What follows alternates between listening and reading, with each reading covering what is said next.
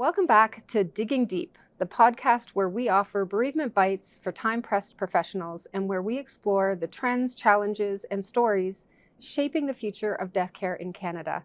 I'm your host, Heather Kiteley, President and CEO of GFD and second-generation funeral director.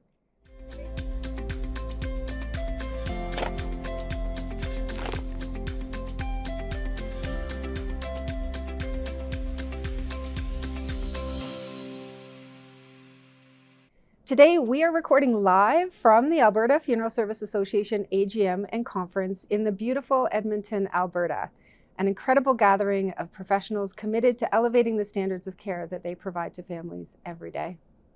In this episode, we're taking a closer look at the differences and similarities between Canadian and American death care trends. While both countries may share many cultural ties, the way that families approach end-of-life planning, memorialization, and death are often shaped by different trends and values. We'll explore where our practices align, where they diverge, and what we can learn from each other to better serve our families here in Canada. Whether you work in funeral service, cemetery operations, or pre-need planning, understanding these shifts is key to staying responsive, informed, and compassionate in today's changing landscape. Now, before we jump in, if you're enjoying the Digging Deep podcast, please make sure to follow, leave us a comment, and share this episode with someone in your life who might find it valuable. Your support helps us keep bringing these important conversations to the forefront. Joining me today is Jayson Gordon. Hey, Jayson. Hi, Heather. Hey. Jayson is the president of Service Corporation International Canada, and Jayson joined SCI Canada in 1994, so you are my vintage. Yes, okay. It was like a fine year. Yes. I was 93. And has enjoyed a diverse and varied career. He completed his apprenticeship at Forest Lawn in Burnaby, BC. After his licensing and working for some of SCIC's Vancouver funeral homes, he took a leave from SCIC to complete his MBA at York University in Toronto.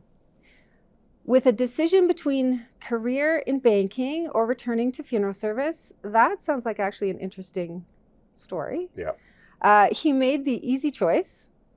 Also interesting choice of words there, easy choice, and returned to SCIC as an area manager in the Okanagan. With subsequent promotions and moves, he was appointed president for SCI in Canada in 2020. Welcome. Thank you, Heather. Yeah. Thank you. Yeah. We're so excited to have you here. And I think before we start, we should talk about the elephant in the room.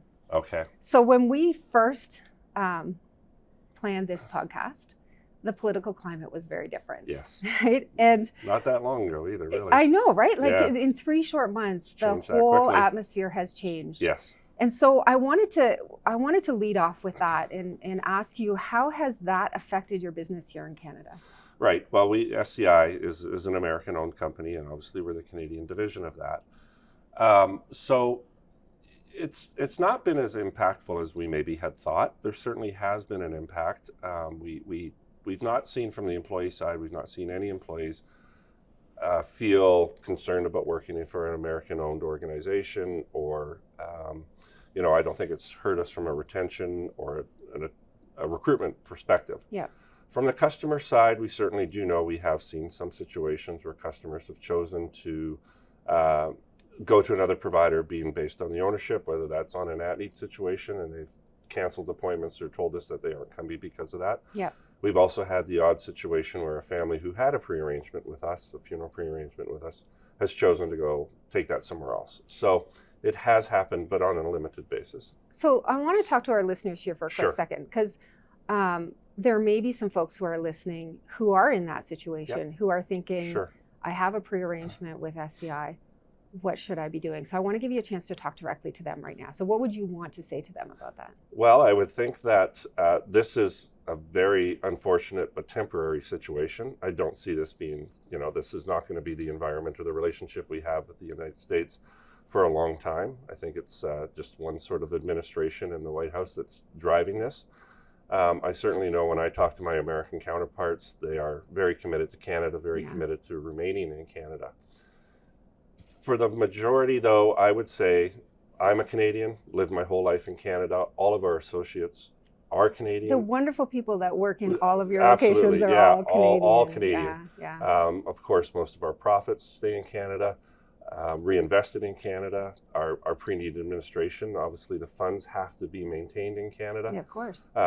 So I mean, we're very committed to Canada. The people you deal with when you walk in the door are going to be Canadians. Yeah. Everyone at the funeral home that you deal with will be a Canadian. And we're very proud of that. We're very, very proud. We're proud of our the service corporation, but we're very proud to be Canadian. I see it every day. We have more, just like everywhere else, we have more Canadian pride in the things we do every day. We are offering more Canadian products. We're making sure we have a better supply of Canadian products and really in tune to what the consumers and what our associates are wanting from us as a company. So we're very in tune to that and very proud of the fact that I feel, represent Canada extremely well. I think it's also a good opportunity to talk about how, when it comes to a pre-arrangement, right? And you know, I come from a pre-need background. Our listeners have heard this before. It's like my favorite subject. I'm such a pre-need nerd, right? And having helped thousands of families over the years plan for their arrangements, I always like to tell people that when it comes to making changes to your pre-arrangement, it's really important to sort of pull back those urges sometimes, right? Yes, sure. And not necessarily have knee-jerk reactions to something that might be happening. And this is kind of a good example of that, right? Yes. So right now, this is sort of where we are, but we know how quickly things can change. You and I talked about that right off the top, 3 months into a new administration, and all of a sudden the world is really different, and it can easily go back again. And I think that when it comes to putting our plans in place, making sure that they're there for the future, Yes. and to sort of take some patience in terms of making any big decisions as it relates to making any changes along those lines. Well, absolutely. I mean, we know that people make the decision to pre-arrange at a particular funeral home for any number of reasons. Yeah. And that could be the staff at that funeral home, the way the family has been served before, simply closer to their home, or multitude of reasons, but they're all very personal reasons, right? Yeah. And to make a decision like that, I think, like you say, for something that's potentially short term, it isn't maybe the best. There could be, who knows, penalties with moving it. It depends on what their situation is. Absolutely. And if people are concerned, I think the first thing to do is to go in and have a conversation with the people, right? Absolutely, yeah. In the locations, and talk to them about what their concerns are, and then they can maybe weigh their decisions after that. Absolutely, yeah. And I mean, they're free to make that decision, but I think just making it without a conversation, or sort of on a knee-jerk reaction to something that we think is short-term is probably not the best or smartest thing to do, whether that's emotionally or financially. It's probably, you pre-arranged for those reasons. I would consider moving a pre-arrangement for those same reasons. I have a particular example. We have a family in a certain area of Canada that actually moved their pre-arrangements and wrote a long letter to the location manager, and just torn up by making that decision. And I mean, the death isn't near as far as we know, or anything like that, but the family felt the need to write this letter because they made the pre-arrangement with the manager of that location. Right. They so know her personally. You have these connections. Yeah, to you people, have these right? connections. Yeah. And it's that person obviously has the right to make that decision, but it's hard, and we expect that this is just going to be temporary. Yeah. The people that you see every day at your funeral home are still going to be the ones that are there a year, 2, 4 years from now. That actually reminds me of a story for when I was working frontline. We had a family, so I was working in the Toronto area. We had a family who had done a pre-arrangement, and they came in and they said they wanted to cancel because they're moving to the UK, right? Yep. So moving over to England.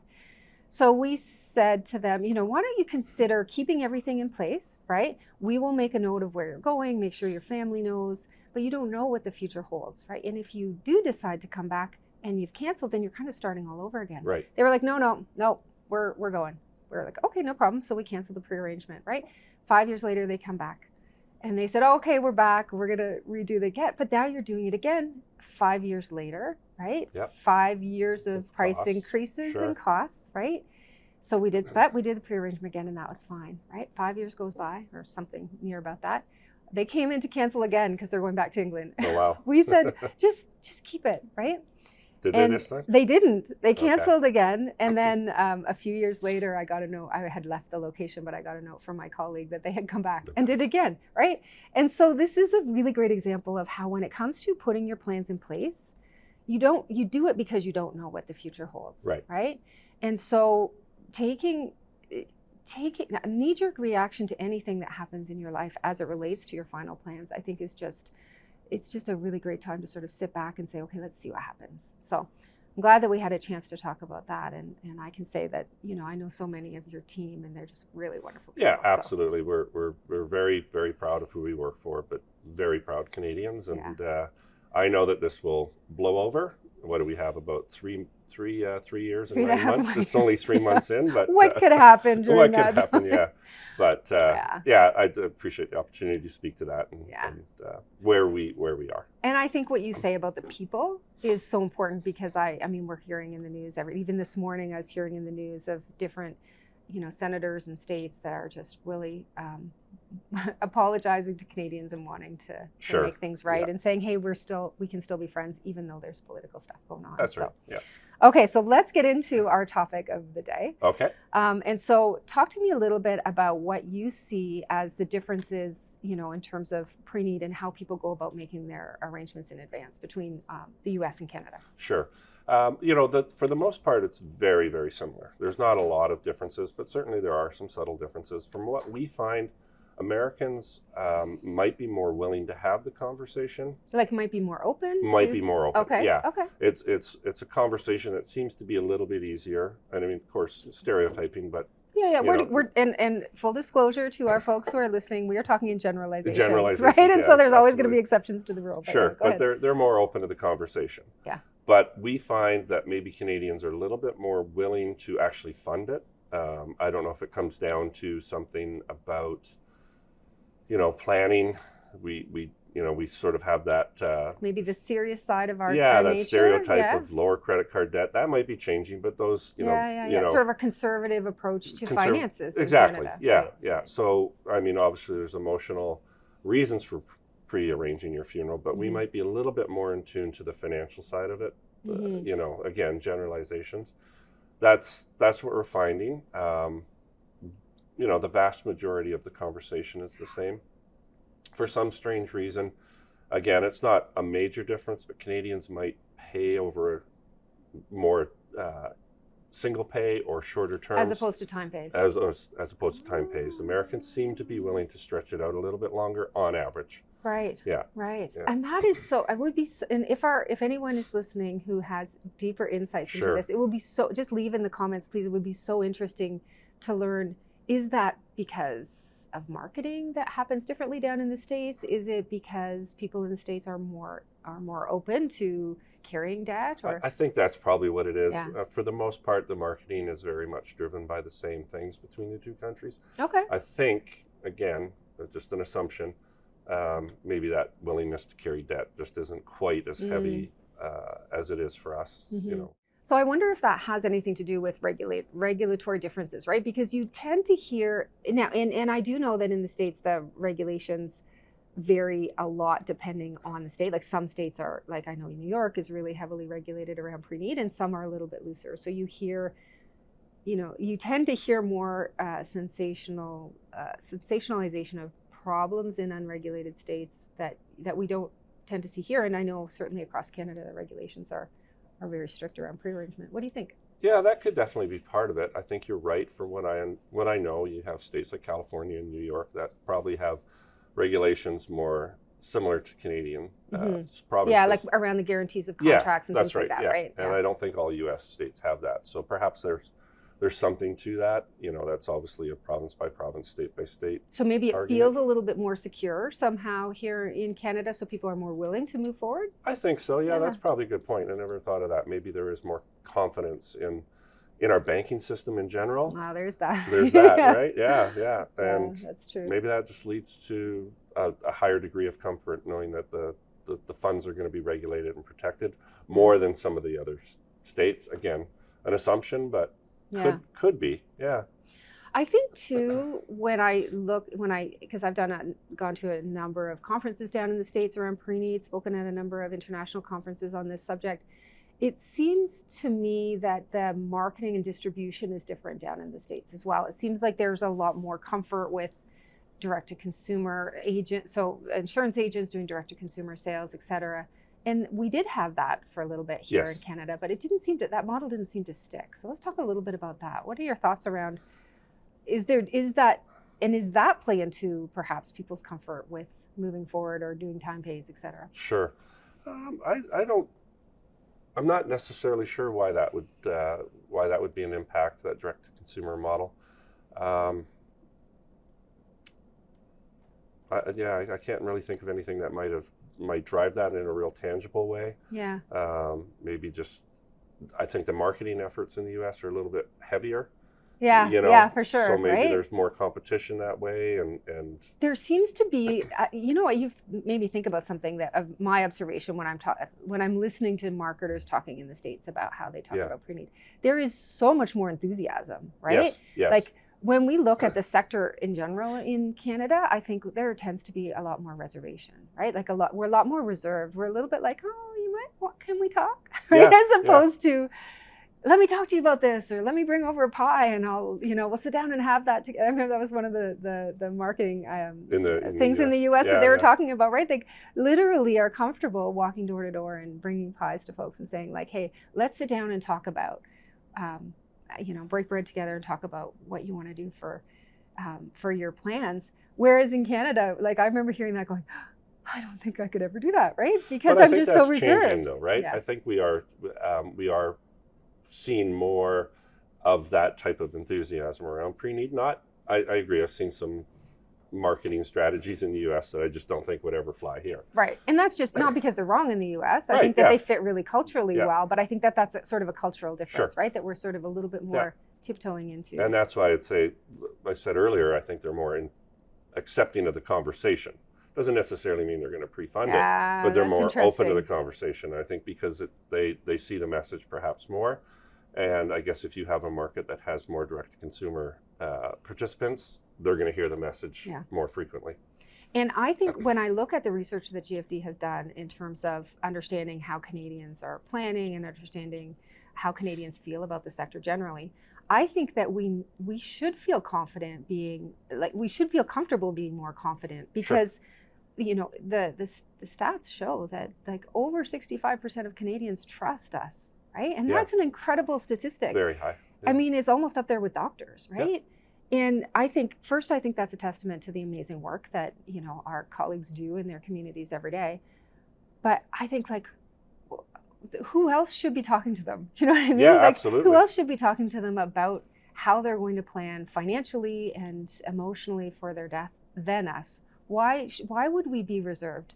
Right? Like it's such an amazing message that we have to share. And you and I know through our work and our colleagues know that the more people hear the message, the better everything is going to be for them in the end, right? Yeah, there's a part of me now, I think like everyone, I'm watching the news a bit more often and the 24-hour news channels.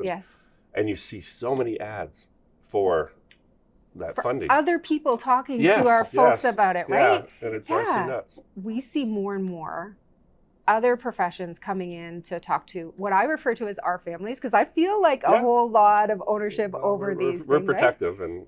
and we should be. And we should be, because who better? Yes. Because one thing that we know about our people or our peeps is that they care so much about making sure that the decisions that families make for their end of life are the decisions that are best for them, right?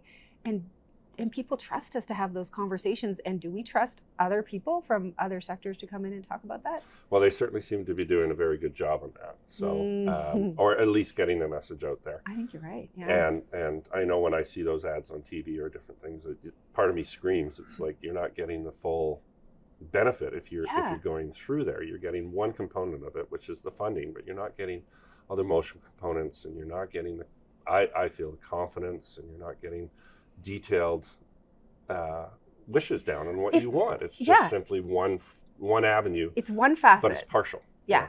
And I think that what people don't realize is that having money helps, but having money doesn't solve the problem. No, it doesn't. Right? No. It's having that money in that plan together, and that's the conversation that only we can have. And so, I feel pretty strongly about that, as you can tell. And I know that you do too, right? And I feel like, if I can speak to our fellow death care professionals just for a minute, I think if anything to take away from today's session is just that you know, the people in our communities want to hear from us and they trust us. Yes, so we should feel very confident. We don't have to tiptoe. We don't have to apologize. We can just come and tell people and have the courage to have those conversations. So absolutely, we have a lot of equity in all the communities, and really we are the best to tell our story. Yeah, it's true. Okay, we are going to end on that note because this time has like flown by. I say that at the end of every single podcast, but I feel like I'm like the time just slips away because these conversations are so interesting. Yeah, so great. Thank you so much for joining us on this welcome. episode of Digging Deep. It's always a pleasure to chat with you, and I always get new and interesting insights whenever we have our chat. So thank you for that. For our listeners, I hope that today's conversation gave you a deeper understanding of the unique trends shaping death care practices, both in Canada and the United States, and how we can learn from each other to better serve the families who trust us, right? And also, given the current political climate, let's just remember that people are people and politics is politics. Absolutely. Right? And friendships can bridge that.